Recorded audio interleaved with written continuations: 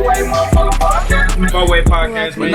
Yo. We're Four-way podcast, man. Speaking of the comedy business, what is it that got Prozac into the comedy? Like, tell your introduction. What made you say, you feel me, I'm gonna pick comedy?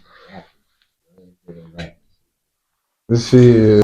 But when I said I was gonna do comedy or like take comedy serious, it was like basically, bro, I was at the point where I wasn't talking to nobody or like going through a depression or however you want to look at it, bro. Because once my mom passed, my whole family or people who I thought was my family or people who was for me because I'm her son or however you look at it, or just because this is who I know growing up, they all went separate because it's like once she passed, the shit went left, bro. It was basically She was the glue, man. She was the glue, yeah. And once it's gone for real, that's just a real statement. So once she left, it was over with. It was taking care of my daughter. You feel me? I do got a daughter. I got a 5-year-old. So she, you feel me?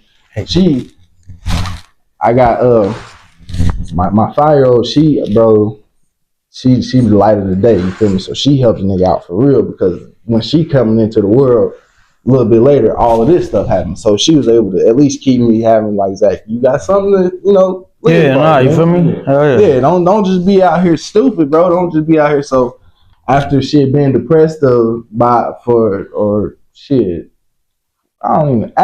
fucking with nobody, I don't know. I ain't even gonna try to use the depressed route or whatever, but after just you just spending a lot of time alone and shit. Hell yeah. Yeah, for 3 years. Shit wrong with that? Shit, it was just like 2 years.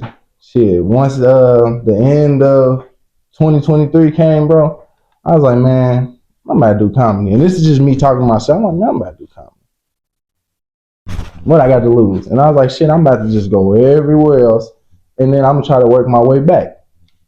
So shit, my buddy Mozzie, shout out Fly Gang Mozzie. I met him at ISU originally. He ended up moving so out. Like, also I wanted to, so this whole time, are you keeping any of like, you say you're not talking to anyone, but are you keeping any of these connections from like, because you said like, man, you met like, some pretty high level people. Like, are you keeping those people like at least like once a year you hit them up or something? Not even once a year. I'm sending I'm sending shit to everybody, bro. Like, and not even everybody. But no, I'm saying during the time when you said you weren't talking to nobody, you still. Yeah, when I wasn't talking to nobody, it was like on some personal shit. Now, if it's business, I'm gonna always talk business. I'm a white. So you still have friends around this year, like?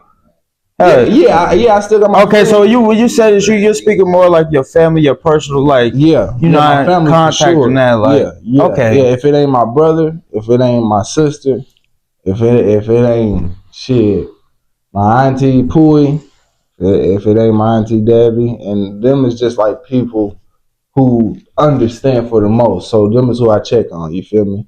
Like I ended up my uncle who's on my father's side. I don't really talk to none of my father's side except my auntie Debbie, my uncle, my dad's brother. He ended up reaching out, and it's just like it's small. Like my little sister, daddy, I talk to him. It's probably no more than 30 people that I would reach out to say the least. Okay. So as far as like my peers and everything, I reach out. Like if it's somebody that I really feel is a good, genuine person, I send them a message like, hey, I'm thinking about you. I've always been that type person. Okay. You feel me? I'm gonna let you know, hey, have a good one, stay focused. You feel me? That's been my motto, stay focused. So I'm gonna reach out like that. But as far as talking to people, holding conversations, it really wasn't. It wasn't. Yeah, you weren't going out. You wasn't stepping out. I wasn't you doing in the crib. none of that. But in the midst of that, I'm still sending artists from the city that's popping. You feel me? I'm still trying to build up or get eyes on the city and just shit like that.